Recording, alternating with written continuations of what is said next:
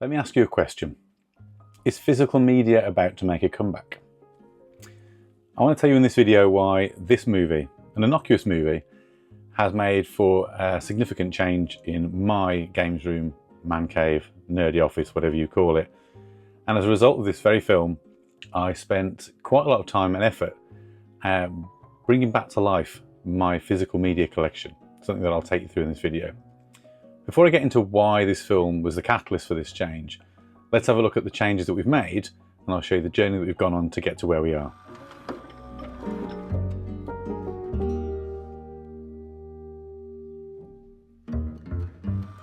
Okay, so first job really was to move this unit, which used to be in that corner.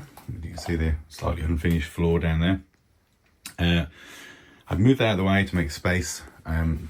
Ultimately these shelves, whoops, are all going to have to come down and then replaced with the billies. So I've moved the unit already. I haven't yet been to IKEA, that's my next job. But you can see here the books, I think the Kallax fits quite nicely in that corner. It does mean that the desk doesn't really have much room to go left and right. It's on wheels and it moves forward and backwards, and it is a standing desk. But I think that's okay. And I do plan to change what's on here. I want to display the Nintendo stuff probably on the billy and then move something else onto here as I'm clearing other shelves, and we'll work that out as we go along. I'm also possibly going to change a couple of the cubes up here, so anything that's kind of movie specific and not gaming will probably get moved. So I think I might move the Lego up there, which is Star Wars and Ghostbusters, probably move the little movie characters corner down there with Buzz and Austin Powers, and then maybe move some games around to make those more gaming. So that'll be kind of the gaming wall. And then over this way, we've got obviously the games on the billies already. And there'll be two more of those down this corner, which will then be filled with various movie bits and pieces. So that's the plan. So next task, I suppose, is to get to IKEA and get the billies.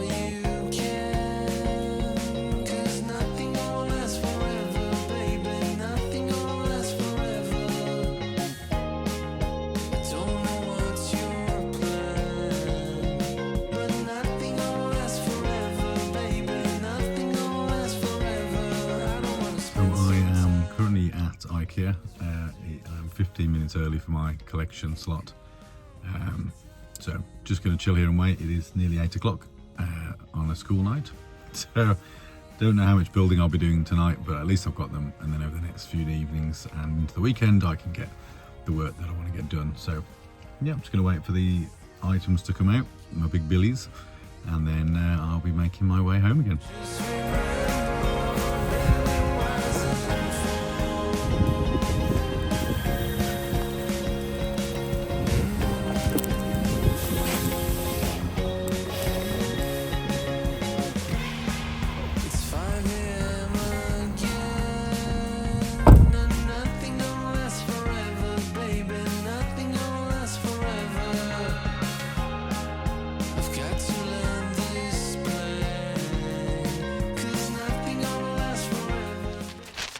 Okay, so it is the next day. I got the units back from IKEA and just didn't fancy building them at like 9 o'clock at night. So I'm doing that today. The plan, first of all, is to get the two billies built.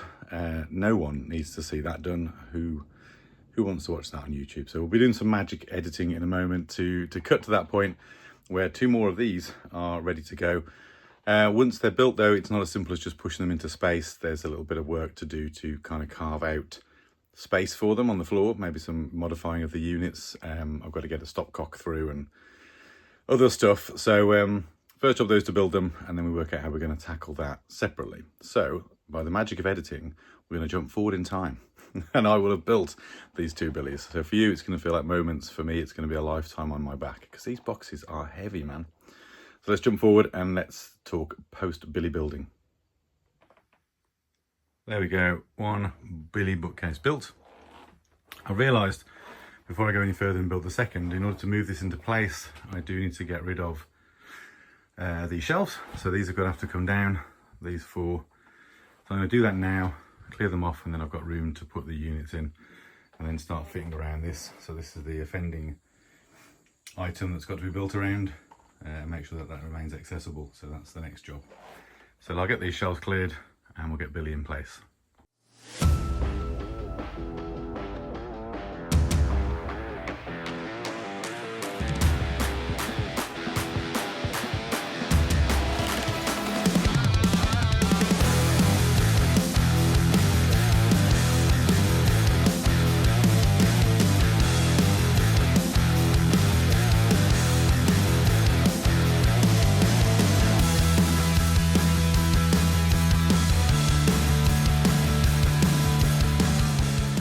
Okay, quick update. The two Billies are built. As you can see, they're not in place yet because I've yet to butcher the back of this to cut out the frame I need for those access points. So that's the next job, but they are at least built and I think they're going to look really good.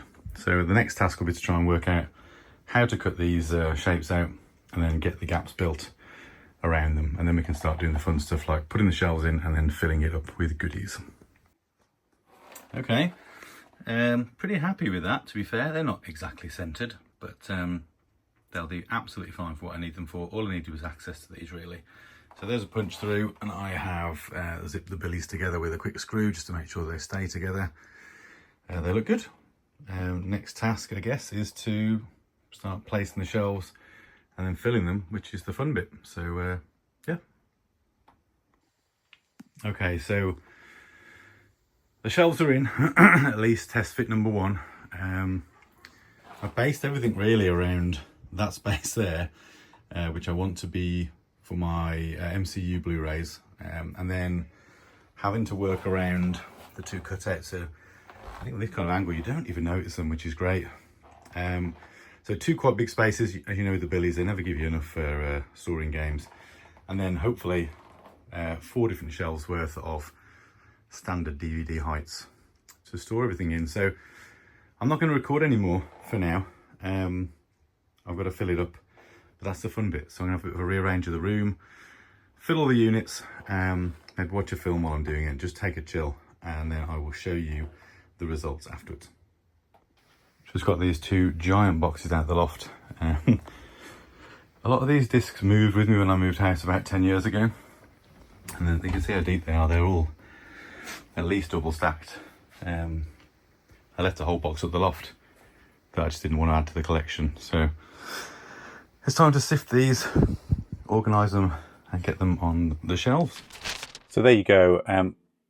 It's a couple of days later since I filmed that last clip of me unboxing those DVDs. Now, as I said in the clip there, those DVDs and Blu-rays have been in my loft for a really long time. A lot of those DVDs have been there since I moved house, so that's about 10 years ago now, since we came to this house. And the Blu-rays went up there and got boxed, I don't know, probably 4 or 5 years ago. So it's been a long time since I'd seen a lot of those films, gone through them. I did leave an entire box worth, similar size, in the loft that I simply didn't want to bring down. Those movies were less important to me, in order to create what you'll be seeing on screen very shortly. So I'm looking at it now, which is what I'm staring away at, and I'm absolutely delighted with it. Is it in its final form? Probably not. Is it going to see some iteration and some additions? Absolutely. But I'm absolutely delighted with what I've done. Now, just while I'm kind of showing you what's on there and talking through some of it, let me just explain why, as I said at the top here, this movie was the catalyst. Now, there's nothing important about this movie, The 12 Monkeys, but really what happened a few weeks ago now, I was sitting in one evening thinking, I want to watch a movie, I want to watch a film.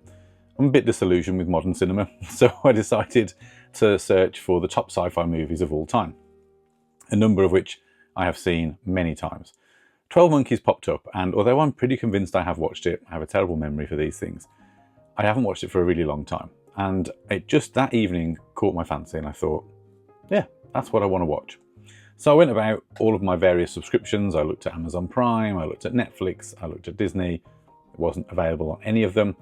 Normally my kind of fallback after those three is then to go to Apple's TV app and buy the movies. They tend not to be too expensive digitally. Couldn't buy it. You couldn't get it. The only place that I could seem to get signposted to watch it digitally was BBC iPlayer. So I thought that was a little strange. But I resigned myself to watching it there. I came home, I settled into my little comfy beanbag chair, and I put my TV on and I tried to go to iPlayer, and for some reason on my Samsung TV the app would not function. It just would not load and play properly. So that evening, this movie I'd kind of built up that I decided I was going to watch was out of reach, and I couldn't get to it, and it really annoyed me. And it got me to thinking about physical media versus digital in general. And obviously over the last couple of years on the game journey, I've been turning this office into my kind of physical media paradise with all my old games and retro nostalgia. And then I started to think, I want to do that for my movies, and maybe even for a bit of music, although music's never been the biggest thing for me.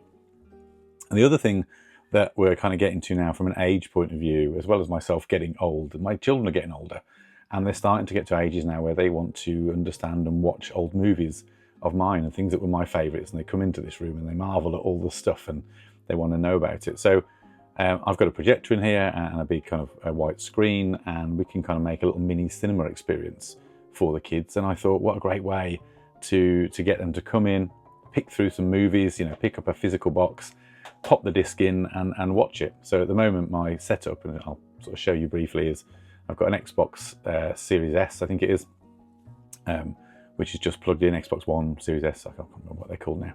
It's not the new series, sorry, it's Xbox One S, I'll get it right. That's hooked up to my projector, because the Xbox One S will play Blu-rays and DVDs happily, and that projector then beams against the wall where I've got like an old photography backdrop that I can pull down. So I decided then that was going to be it. I was going to get on this journey and rediscover and dig out a lot of my movies. As you'll be seeing now on the wall, I had to take some shelves down, so I've accommodated the things that came from those shelves. So there's a couple of the shelves in the billy now that are basically filled with bits of random tat of mine that I just don't know what to do with or that I like. So there's some Lego, there's a little wooden Lego guy I got when I visited Copenhagen. I've got some playing cards from 1000, the YouTuber. I've got some of my old D&D stuff. I've got my sunglasses, some candles, just random stuff on a couple of shelves. And then as you work your way through the rest of it, we've got a shelf dedicated to one of my favourite movie series of all time, in The Matrix, and that's my original limited edition collector's Matrix. Now it didn't come with Morpheus in the box. He's one of the action figures alongside Neo and Trinity. It actually came with a Neo bust, and I do not know what I've done with it. I'm convinced it's in my loft somewhere. I hope to God I've not got rid of it, but one day it'll turn up and it'll go back in its rightful place. But for now, Morpheus makes for a nice fit. I've then got my Tron arcade, what are they called? I forget now. Marquee, that's the word.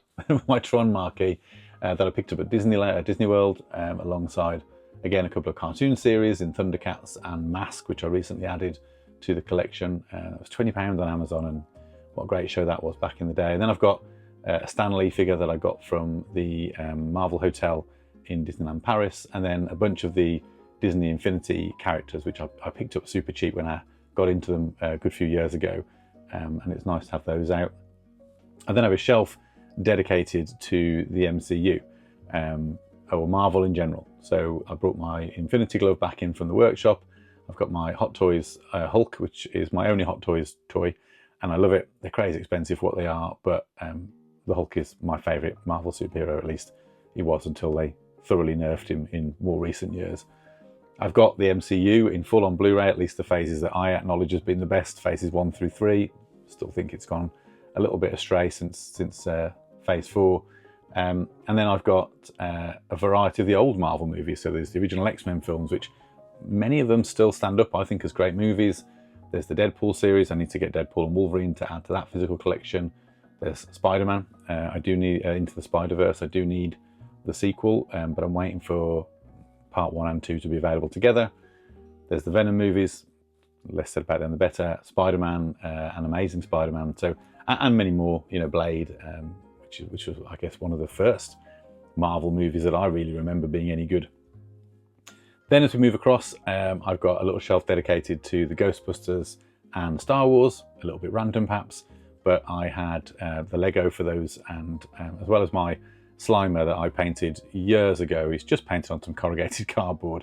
I did it for a friend who was a drummer who was doing a drum cover of Ghostbusters, and he wanted something to decorate the room, and I said I would do you a Slimer. So I did a kind of a not quite life-size Slimer, from the cartoon, and I've just kept it ever since because I was pretty proud of it for what was a quick and dirty like art project one weekend. Got my Star Wars movies, as I say, the original trilogy, the prequel trilogy, and then the latest trilogy, as well as the Solo movie on Blu-ray. I have also, hasn't turned up yet, picked up Rogue One on Blu-ray, which is, I think I'm one of the few people that didn't really like that film when it came out, but I've heard so many people call it one of their favourite Star Wars films that I've decided to give it another go, on the basis that maybe I just wasn't in a very good mood when I saw it. Who knows? As we move down then, I've got my CDs. So the CDs are, I'm not going to pour over these because there's some shameful ones in there. But you know, I've got some cool stuff on that shelf. I've got my signed anniversary copy of the Darknesses album, which I got from their tour this year. I've got the Black Sabbath coin, which I got from the Sabbath Back to the Beginning tour this year, which of course has taken on more significance now since Ozzy's sad passing. Got some video game soundtrack related stuff in there, and I'll show you a couple of pickups as well shortly that I've added to that collection, as well as a bunch of old soundtracks from movies back in the day.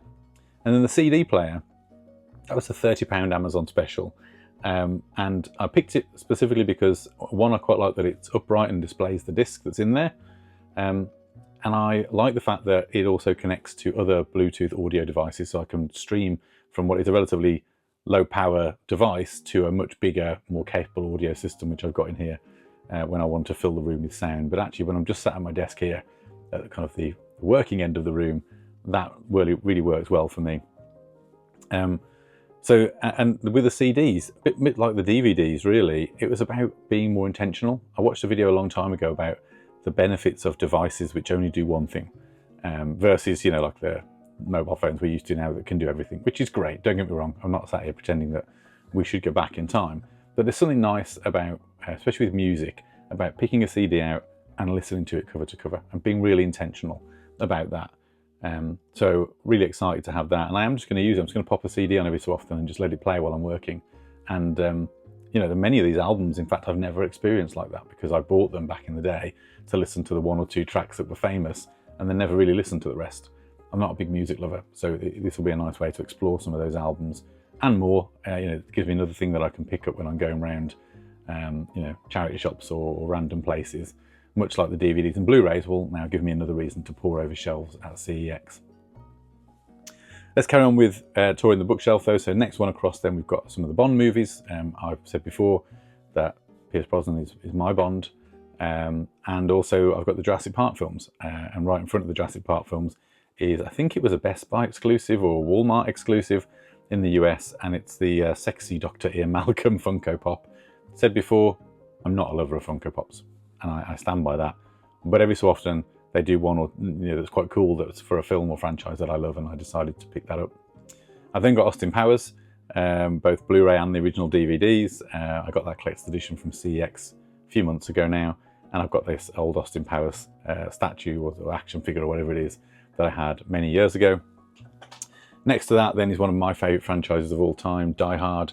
I only have the DVDs up to Die Hard 4 because, quite frankly, Die Hard 5 is dire. Even 4's a stretch, but the original trilogy, some of my favourite films of all time, next to Bruce. And then the 4 shelves below it are the rest of my DVD collection. So I kind of group them into sort of loose categories. I've got kind of action adventure, or action movies kind of down one end. I've got my gaming related movies, some classics in there like Doom and Mortal Kombat and Street Fighter and Resident Evil. I know they're not classics, but they're great in their trashy own way. Some comedies, some edgier movies then in things like Kill Bill and Glorious Bastards. And then down a level, I've got a load of sci-fi, and then what I've kind of called fantasy action. You know, these categories aren't particularly rigid, but that's things like The Goonies, Lord of the Rings, Pirates of the Caribbean, the Transformers movies, and you might choose or say that these should fit in different categories, but really for me it was just about breaking them up and grouping them a little bit. What I also did then is worked around the room a little bit, so I had to make some other changes. So as I was in the loft, I found some old action figures that I wanted to put out. I found these Zelda Ocarina of Time action figures, which I shared on a YouTube short earlier in the week. They're now pride of place for the time being on top of my little Sony Trinitron. And then as we move around the room, the Kallax unit that houses all of my Edge magazines and some of my gaming books, now houses the handheld consoles. I had planned to move them, but I quite like them there, as well as being able to now fully display all of my Assassin's Creed statues, all except the one from Odyssey, which is kind of at the other part of the room.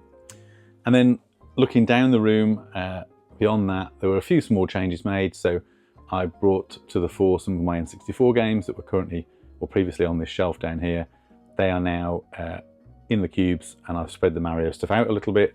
I moved my Lego NES and Lego Retro Television above the old school TV, as well as Luigi from Luigi's Mansion. And then there were just a couple of small subtle moves and changes to some of those shelves to bring in, or to sort of make them more logical in terms of where things were, which I'm really pleased with. And overall, as I say, really, really thrilled with how the room is looking. A couple of additions that I've made as well.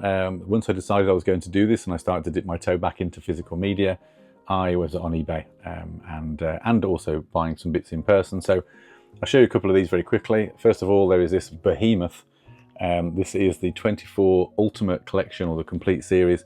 It is all 8 series of the TV show, plus Redemption and 24 Live Another Day, which were the two sort of shorts that came out after. I think one of them was a 12-episode season, and I think Redemption might have been a movie. I forget now.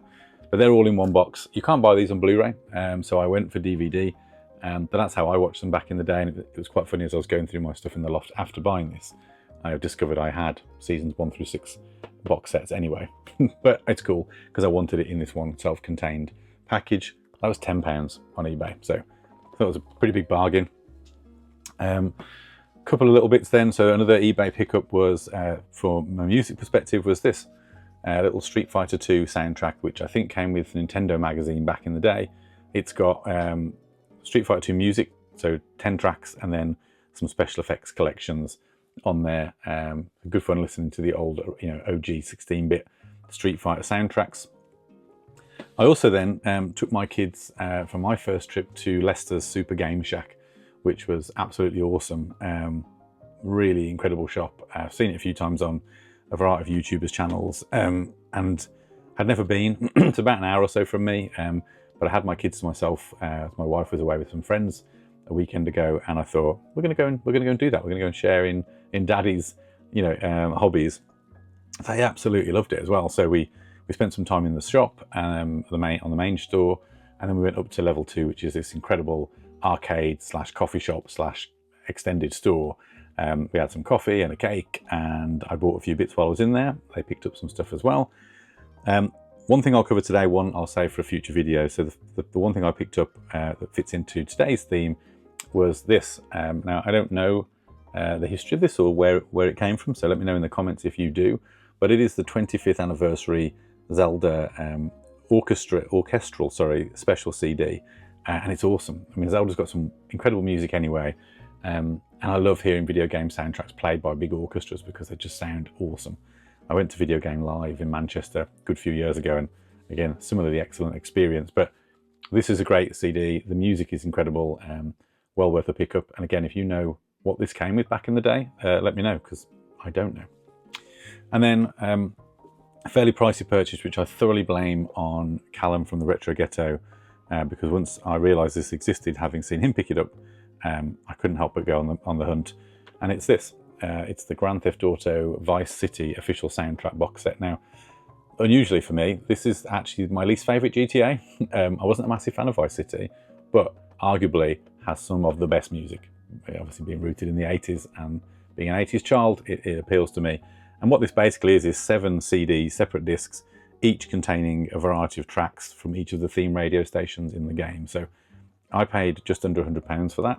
I think that was a pretty good price, because what I saw on eBay was most of these going for closer to 200, or somewhere at least in that sort of mid-range of 150-ish. Still a lot of money for a CD, but when you consider this was made, I think in 2002, it's over 20 years old now. So these things just don't survive. It's in really good condition. Very little in terms of damage to the box, and the CDs are all fine, with the exception of the tiny little spindles that hold the discs in place. A lot of those seem to have shattered. That's easily replaceable if I was bothered. So yeah, that was the biggest addition to the collection so far. As I say, Rogue One is on its way. and I'm also trying to pick up a CD soundtrack for another one of my favourite video games from a music point of view, which was SSX3 on the PlayStation. So I'm currently, as I'm recording this, winning a bid on eBay. But that's probably it for this video, really. I've waffled on far too long. I hope you found it interesting. I hope maybe it's sparked some enthusiasm for physical collecting in yourself, beyond gaming, because that's what a lot of my viewers are kind of into. I've really enjoyed it. I look forward to being able to play these movies and watch them with my kids, watch them on my own in here, and just enjoy that kind of back to the cinema experience of watching retro movies that I love. I am at that age now where I think everything made in my day was better. So, you know, why not indulge it, lean into it, and keep going. Thanks again for stopping by. I hope you enjoyed this week's video. I've thoroughly enjoyed making the changes. I think the room looks better than ever. I think it really kind of partitions the room up now in a really kind of logical and enjoyable way for me. And it's really nice sitting here and working and having all of this stuff surrounding me now as well, and tidying this wall up. Like and subscribe if you haven't already. I really appreciate any support you can provide to the channel to help us grow and reach bigger audiences. Get involved in the comments below. Was there something that took your eye, something you want to know more about that you saw on the shelves as I was kind of panning around? Or, you know, just let me know what you thought of the idea of revisiting. Am I mad? You know, is there any real value in this stuff? I don't know. But anyway, I'll leave it there. Thanks again, as I say, for all your support and for watching the video, and I'll see you in the next one.